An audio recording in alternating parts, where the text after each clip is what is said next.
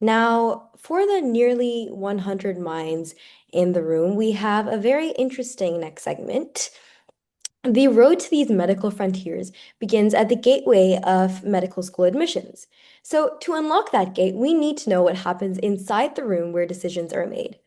Our next speaker is an NHS and private general practitioner, a former medical school interviewer, clinical examiner, lecturer, and clinical skills tutor who has trained junior doctors and mentored hundreds of students into London's leading medical schools. She is also the acclaimed author of Mindful Healing. To pull back the curtain on the medical school application process, please join me in welcoming respected Dr. Afrosa Ahmed for her masterclass, What Medical Schools Are Actually Looking For. Thank you, Dr. Afrosa, and I will stop sharing now so you can do that. Fantastic. That's a great welcome. Thank you very much. I wish my kids could hear that. Right. Okay. Welcome, everyone. I'm in the UK. Be lovely to know where you are. I kind of listened to the other talks. We've got a range of people. I know there's a little bit of soccer talk, but in England we call it football. So I think that's the first thing to get out of the way. Right. I'm not going to repeat it. Here's a little bit about myself. What you guys might call a family physician. I've been on the interview panel for all the London medical schools. So I have a real interest in medical admissions. I do dental admissions as well. You guys love certificates. Here's some certificates of my teaching. So I feel like I'm very different in this space. Not only have I been a doctor for 20 years, I graduated from King's, but I have an educational background. Right, this is the most important slides. Now, my talk, it's not academic, it's not very scientific. I don't know if that's good news or bad news for you guys, but I'm going to talk through the whole process of getting into medical school. And apologies in advance, but this is catered to UK medical schools in particular. I'll try and keep some of the lingo universal, but if you want me to clarify, please feel free. So this is basically an overview. And in England, we talk about this being a fourth A-level. I hope that terminology is, widely used. A-levels or IBs. It's a subject in itself. That is how many hurdles there are to this whole process. It's actually a lot of work. Now, you don't have to be particularly academic, but I can see you guys are a really, academic bunch in the way that you're presenting. What you have to be is organized and you have to be aware. So I'm just going to take you through the admissions process. Now, we have something called GCSEs here in England. You might have something similar, and you really need good GCSEs, okay? Sorry, I don't know the equivalent, but we're talking about 7, 8s and 9s here in the UK. But ideally, the more 9s or the top grades, wherever you are, the more that you have, the better. Now, some medical schools don't place much emphasis on this big one, and instead they place a lot of emphasis on the next hurdle that I'm going to talk about. But a few of you will have poor GCSEs or the equivalent, and a few of you will already get rejected at that point. The next hurdle, which is the entrance exam, you guys may have heard of it, it's called the UCAT. Any one of you, whether you're international or UK based, you have to sit the UCAT exam. It's a reasoning exam. It's not academic in the sense that it's not scientific. You don't have to know any medicine. You don't have to know any science. A little bit of maths is good, but it's a reasoning exam. It's in 4 sections. And this is where most students fail because it's something that they've never done before. And they leave it to the last minute. And it's not something that can be left till the last minute. So a vast majority of people will get rejected after they do the UCAT exam. However, and part of what I do as a mentor is talk about hacks and strategies. If you do have a low UCAT score, then there are some medical schools we can apply to, especially if this is strong and if your predicted grades are strong. There are kind of what we call backdoor mechanisms. Right, my slide is already looking a little bit busy. So that's the UCAT exam. Then you guys probably had some mock exams and you're given your predicted grades. And again, if you don't have enough balance or enough standard at the predicted grades, you will be another rejection. So you can see there's a series of hurdles and there are a series of rejection points. The one thing I want to focus on is that you have to be top at each one. Then you will have a really strong application process. Now, if you apply into a UK medical school, you will have to have something called a personal statement. And what you've done today is some of that personal statement. Talk about something that you're interested in.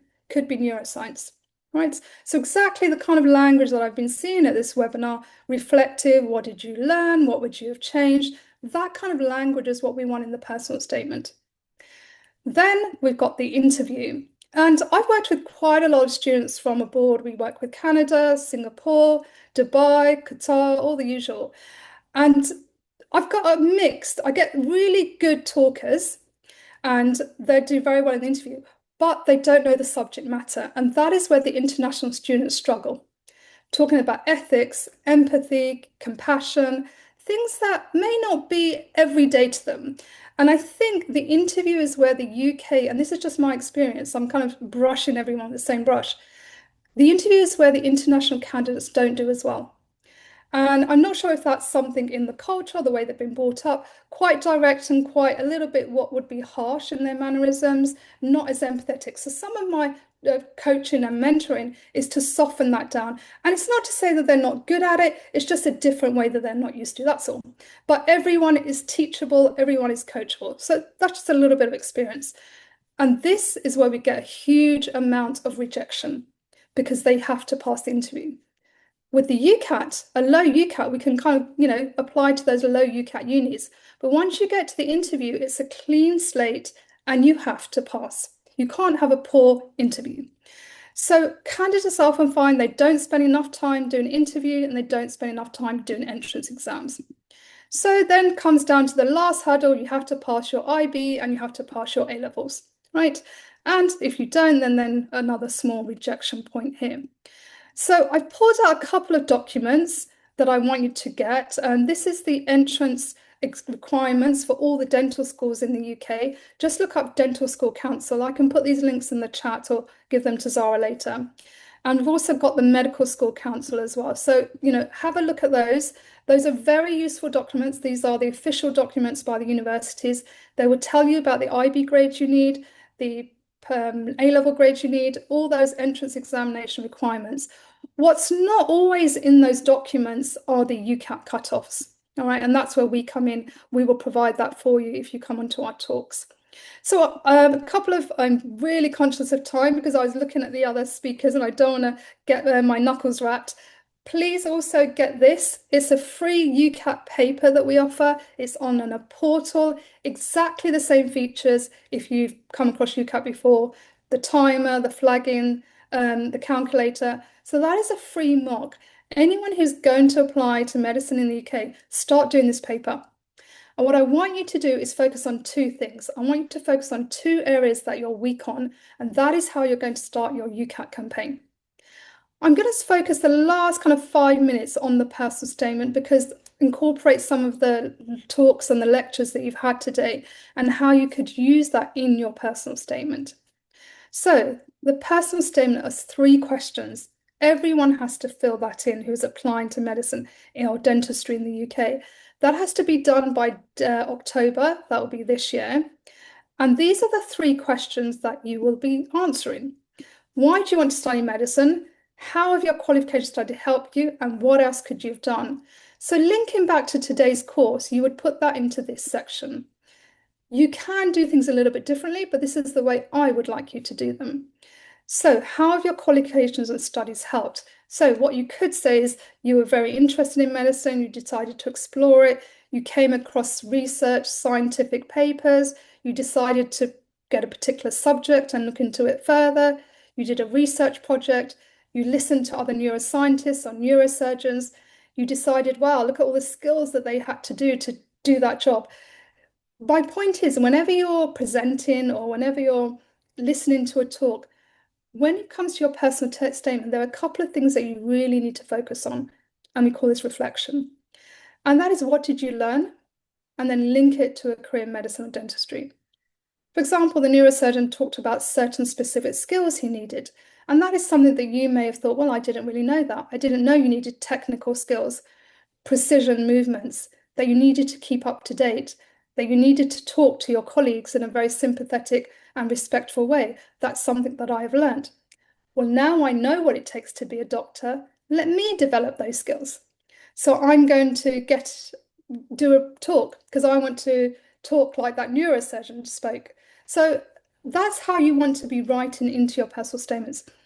I've got 3 examples of personal statements. So again, get to Zara, she can give you my details and I'm happy to share that with you. Still got a couple of minutes, that's great. So these are the building blocks of those personal statements. And what I want you to do is make sure you're focusing on all of those things. So we've spoken about the academics, that might be a talk, something you've read, a project. It doesn't matter in medicine, in this application process, you don't have to be a research project that you've presented, or it doesn't have to be published. It's all about what you gained from that experience. Then you need some hobbies that's going to give you some interpersonal skills. And this is where the internationals, really don't spend enough time focusing on.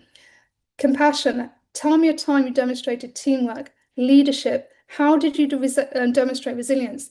Academics is not everything in the personal statement, right? So you need some time for that. When it comes to UK medical schools, they want to know that you have an understanding, so do some work experience. I think it's very lazy when people say, oh, I'm international, I don't have, enough work experience. There are lots of free online work experiences, so I don't take that as an excuse, I'm afraid. And volunteering, some charity work, something for your community. Show me you're an altruistic person, that you like helping people, because at the end of the day, that's what the career is all about.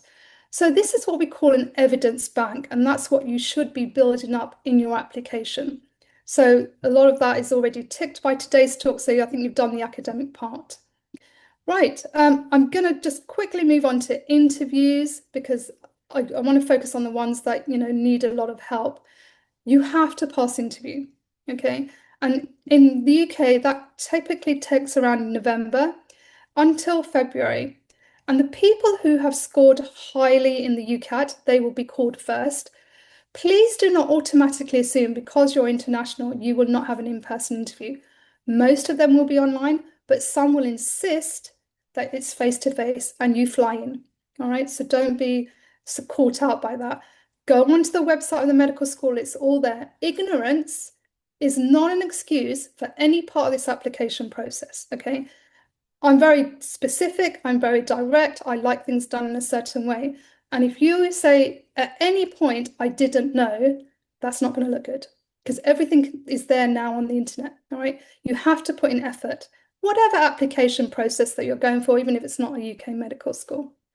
Right, I think I've finished on time. The main things I want you to please get on my WhatsApp group. Do scan the QR code here. If you're applying to this year, then it's the middle one. And if you've already applied and you want to go through clearing, then join the year 13 group. And anyone who's younger than that, then do join our year 11 group. I think I've finished, or do I have longer? I'm very happy to keep talking. As my kids would tell you, I don't shut up. Host, can I talk or shall I leave it at that? Actually, I think yes, because we are running a bit, That's fine. off time, No but please problem. know, your talk was very engaging and we loved hearing every moment of it. So it's not at all because of your talk, it's just because of the time constraints right now. But yes, thank you so much. That was invaluable advice, Dr. Ahmed. And I'm sure a lot of the students here who are looking to apply to schools abroad would have gained a lot from that, especially since they're kind of think some advices that you might not necessarily find online, just there from the university itself. So thank you so much again for that.